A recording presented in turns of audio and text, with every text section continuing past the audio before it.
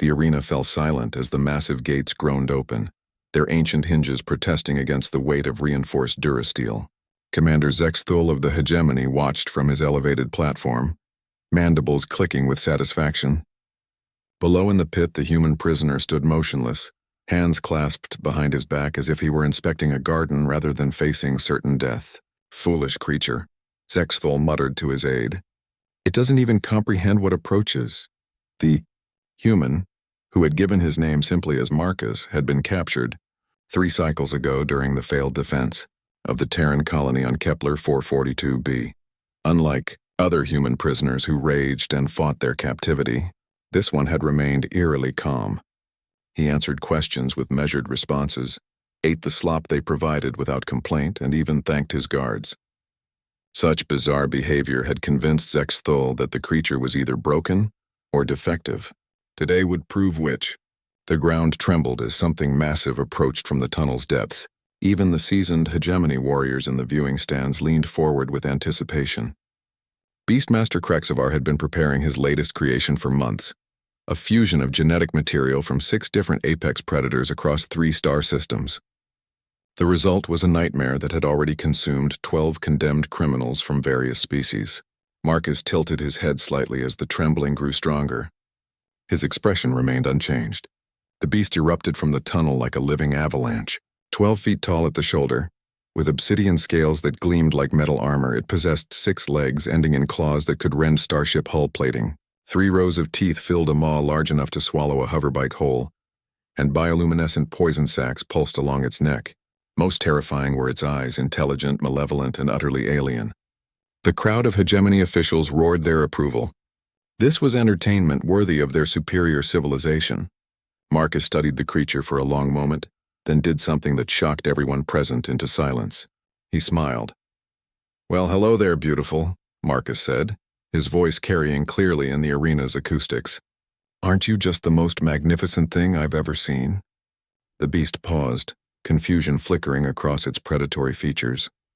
It had expected fear, panic, the desperate scrambling that preceded a satisfying hunt. Instead, this small bipedal creature was making soft cooing sounds and had dropped into a crouch. "Come here, sweetie," Marcus continued, extending one hand palm up. "I know you're probably scared. New place, lots of noise, bright lights. It's okay." Beastmaster Krexvar leaned forward, antennae twitching. "What is it doing? Why isn't it running?" The creature took a cautious step forward, then another, its massive head lowered until it was level with Marcus, who remained perfectly still. "That's right, gorgeous. I'm not going to hurt you." Marcus's voice dropped to barely above a whisper. "I bet nobody's ever been nice to you, have they? I bet they just made you fight and hurt things. But you don't really want to do that, do you?" The beast's breathing slowed. One massive claw reached out tentatively, stopping inches from Marcus's outstretched hand. "It's okay," Marcus murmured. "I understand. You're just a big puppy who's been taught all the wrong things." The word puppy meant nothing to the assembled aliens, but something in Marcus's tone transcended language barriers. The creature's bioluminescent sacs dimmed from aggressive orange to a softer blue. Commander Zexthul stood abruptly. "This is impossible. That thing has killed dozens of beings. It knows only violence and hunger." But in the arena below, Marcus had begun to gently scratch behind what might generously be called the creature's ears. The beast's eyes closed and a sound emerged from its throat. Not quite a purr, not quite a rumble, but unmistakably content. "There we go," Marcus said, now using both hands to stroke the creature's massive head. "You're not a monster at all, are you? You're just misunderstood." The beast settled onto its belly, bringing its head closer to Marcus's level. Its tail, a spiked appendage the size of a tree trunk, began to move in what could only be described as a wag. "Unprecedented," whispered the hegemony's chief xenobiologist. That creature's neural pathways were specifically designed to eliminate pack bonding instincts. It should be incapable of forming emotional attachments. Marcus looked up at the viewing platform, his hand still resting on the creature's snout. "You know what your problem is?" he called out. "You tried to take the dog out of the wolf, but you forgot that humans have been making friends with wolves for 40,000 years. He stood and patted the creature's flank. "Come on, girl. Let's show these folks what a good dog can do."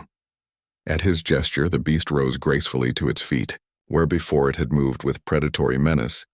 Now it stayed close to Marcus's side, occasionally nuzzling his shoulder with obvious affection. Impossible, Zexthel repeated, but his voice carried less certainty now. Marcus looked directly at the commander. You want to know the difference between humans and the rest of you? You see monsters where we see family. You weaponize where we domesticate. You break things, but we... He scratched behind the creature's ear again, earning another contented rumble. We have a talent for fixing what's broken and making it better. The arena had fallen completely silent except for the creature's happy breathing. Every species you've conquered probably tried to fight fire with fire, Marcus continued. Bigger weapons, stronger soldiers, more advanced technology. But you can't fight humans the way you'd fight anyone else because we don't just adapt to our environment. We make our environment adapt to us. Including, he gestured to his new companion, 6-legged death machines that somebody forgot to hug. Beastmaster Krexvar's voice cracked as he spoke. How? Marcus shrugged. Practice. We've been turning apex predators into pets since before we discovered fire. Your mistake was thinking that making something bigger and scarier would change the fundamental equation. He grinned. But there's never been a good dog we couldn't recognize, no matter how many teeth it has. The creature, no longer a monster, now simply an oversized puppy with too many legs, leaned against Marcus and closed its eyes contentedly. In the viewing stands, the assembled hegemony leadership sat in stunned silence, finally beginning to understand why the Terran colonies had proven so difficult to break. Humans, they realized, didn't just survive impossible odds. They made friends with them,